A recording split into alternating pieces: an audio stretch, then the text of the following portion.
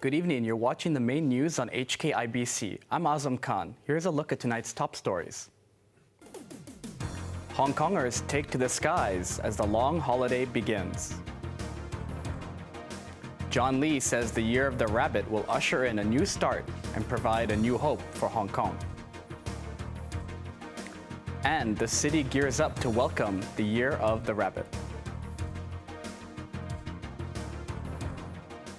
Many people took the chance to travel abroad during the long holiday.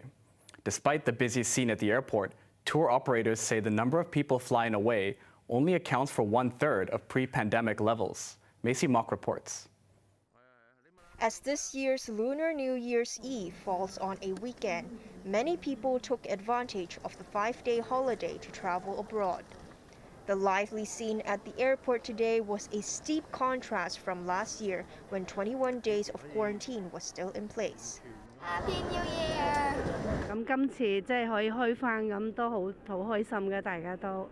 This mother of one of 3 girls says she is very happy as she hasn't traveled anywhere for 3 years. She can finally fulfill her daughter's wish to see the snow in Japan. Everyone can take a leave, says this man who is traveling to Tokyo with 10 other family members.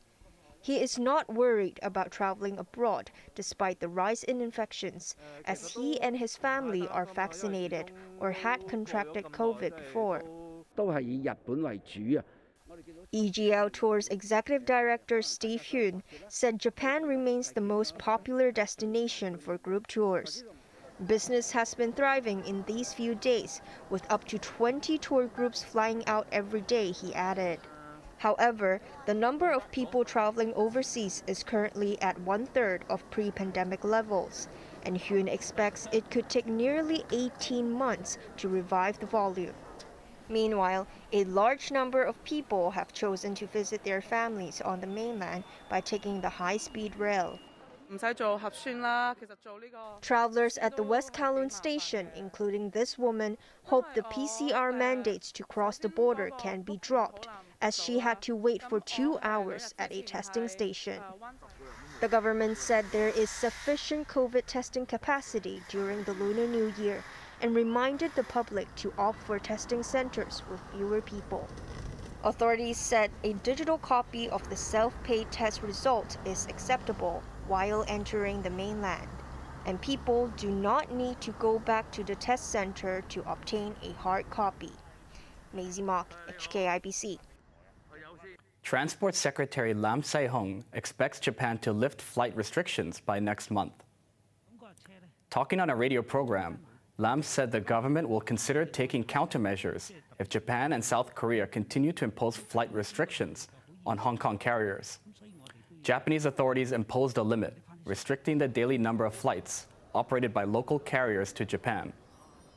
The action of the Japanese government forced Cathay Pacific and Hong Kong Express to cancel flights in February, disrupting travel plans.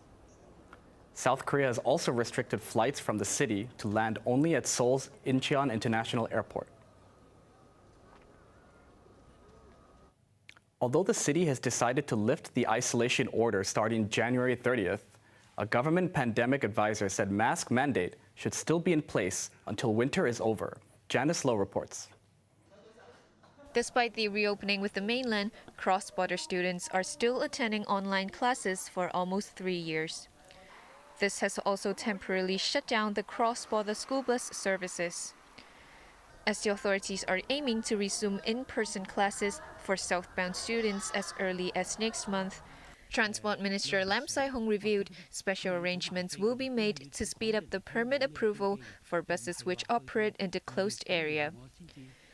Although northbound travelers have to secure a spot online before heading to the mainland, there won't be any cap on cross-border students who attend schools in the city. The government announced yesterday that daily RAT tests for all teachers and school staff will be scrapped from January 30th. This means even if they have contracted COVID, they can still go to school as usual, provided they are asymptomatic. A government pandemic advisor pointed out that as staff have a better self-care ability than students, they can head back to work even if they catch the virus. But infected staff should keep away from high-risk activities and avoid having meals with colleagues, focusing only on paperwork and class preparation. A lot of people already receive vaccines, and even if they get infected, the symptom can be minimal or even no symptoms. So these people should be allowed to go back to work as long as they stick to good personal hygiene, like wearing the mask, paying attention to hand hygiene. However, students are not exempted and still have to do the test every day at least till the end of February. As the city crawls towards normalcy, there is no respite from the mask mandate for now. Hui said it will be in place till the end of winter. We are in the winter season when the respiratory viruses are actually very active. After the winter season is over, if the COVID situation is also stable and under control, then I think the universal masking requirement may be removed. Even if mask requirement becomes voluntary, people still have to cover up in high-risk areas, including healthcare facilities, public transport, and care homes, he added. COVID cases have continued to decline for the second straight day. Among 3,507 new infections recorded today, 87 were imported. Another 29 people succumbed to the virus. Janice Low, HKIBC. Customs officials have arrested 4 people in the past week for importing suspected oral COVID drugs. Respiratory disease expert David Hui urged citizens not to purchase any medications which are smuggled in the city. We don't know about the quality of these products, and that is the problem. If you buy the original, you are guaranteed to have high quality drug. But the medications that were duplicated elsewhere, we cannot be sure of the quality and the concentration of the medications. So it is not advisable to go for the black market to purchase the unregistered drug, because you don't know whether there will be drug interaction in every case. Yesterday, customs officers seized 2,100 packs of suspected oral COVID drugs worth $7 million at the airport. This was their second bust of the week, after officers confiscated $500,000 worth of smuggled medicines from a house in Tin Shui Wai last Sunday. On the last day of the Year of the Tiger, people flocked to the Lunar New Year fairs and wet markets. In his Lunar New Year message, Chief Executive John Lee said the Year of the Rabbit will usher in a new start and provide new hope for Hong Kong. Macy Mock has the story. Lunar New Year fairs across the city, like this one at Victoria Park in Causeway Bay, will end tonight. Crowds started to fill in this afternoon to buy flowers, a mainstay of the New Year celebrations. This couple has spent around $400 to buy orchids.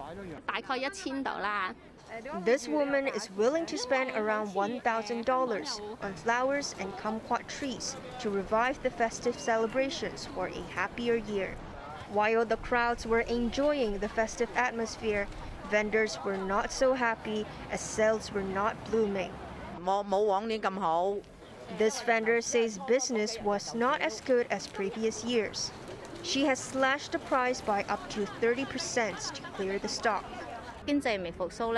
Another vendor said people have spent less on flowers as the economy has yet to recover.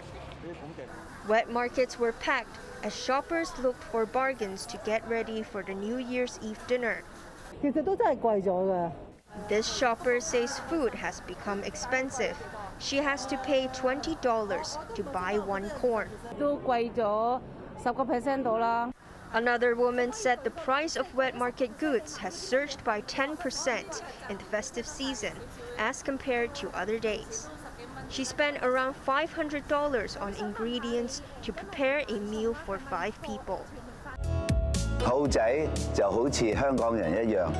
The Year of the Rabbit begins tomorrow. In a 1-minute-long video, Chief Executive John Lee says rabbits are just like Hong Kong people, flexible, resilient, and constantly striving for improvement. A rabbit symbolizes great vitality, Lee added, and this quality will herald the economy to grow in the new year. and tourist attractions in the city will be filled with visitors once again. Lee and his wife gave their best wishes to the public for a happy, healthy, and blessed Year of the Rabbit. Maisie Mock, HKIBC. Instead of heading to the flower markets, some people decided to head to stalls where they can purchase dry goods, such as fai chuns. Stepping into the Year of the Rabbit, families can finally gather for a New Year's Eve dinner at restaurants, as most COVID restrictions are lifted. Janice Lowe has a story. This restaurant is already gearing up at least half an hour ahead of serving its first round of customers for the reunion dinner at 6:30 p.m. For the first time since the pandemic, the restaurant is holding 2 dinner sessions on New Year's Eve this year. 今年嘅團年飯都好和。 Chairman Chang Ka-ho revealed that the restaurant is fully booked for the night, despite the dinner costing $4,000 for a table of 12. He expects sales to surge more than double compared to last year. Before gathering with their loved ones for the night, many chose to grasp the final chance to buy decorations for the Year of the Rabbit at this bazaar in a mall in Chunwan. This is because dry goods stalls were not a part of the city's Lunar New Year markets for another year. The zodiac sign of the rabbit is seen in most of the products sold, such as fai chuns and keychains at this stall. Since the launch of the bazaar early in the week, this owner said there is a significant increase of visitors today. This is because of the ease of COVID restrictions, and the people are willing to spend more money as well, she added. Those looking for non-traditional decorations can also have their wishes fulfilled at the bazaar, with other items such as clothing and hats, and socks with rabbit prints were on sale at the mall. Meanwhile, some people decided to spend time with their family at this outdoor carnival. This mother of 2 said the atmosphere this year is so much better than before, as they no longer have to isolate themselves due to the pandemic compared to previous years. Even though gifts are not guaranteed at the game booths, people were delighted to spend time together during the festive season. As people are expected to flock to the streets until late tonight to welcome the Year of the Rabbit, MTR will run overnight. Janice Lowe, HKIBC. Police have arrested 2 more people in connection with a shooting in Central last June. Members of 2 gangs had a violent exchange in which a man was shot. So far, 27 people involved in the fight have been arrested, including the 2 picked up from Lantau North on Thursday. One of them is a 28-year-old suspect who was charged with several offenses, including shooting with intent to do grievous bodily harm. Another 24-year-old man was suspected of possessing firearms, storing drugs, and assisting criminals. Overseas, New Zealand Education Minister Chris Hipkins is set to replace Jacinda Ardern as Prime Minister after becoming only nominee for the party's leadership.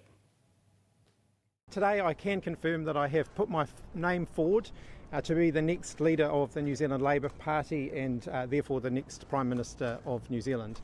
I was the only nominee for that role. I have had incredibly strong support from my caucus colleagues, my Labour team, and that consensus has emerged, and they have indicated that they will support me to be the party's next leader and therefore the next Prime Minister. I'm incredibly optimistic about New Zealand's future. I do want to thank the people of New Zealand as well for their patience during this process. Current Prime Minister Jacinda Ardern shocked the nation on Thursday when she announced her wish to resign after 5.5 years in office. Hipkins was unopposed from the Labour Party to replace Ardern for the top job. He was first elected to Parliament in 2008 and will be in office for 8 months before the country holds a general election in October. Onto the weather now. It'll be overcast on the first day of the new year. Temperatures will range between 17 and 21 degrees. A cold front will give way to chilly conditions midweek. Now let's take a look at the weather around the world.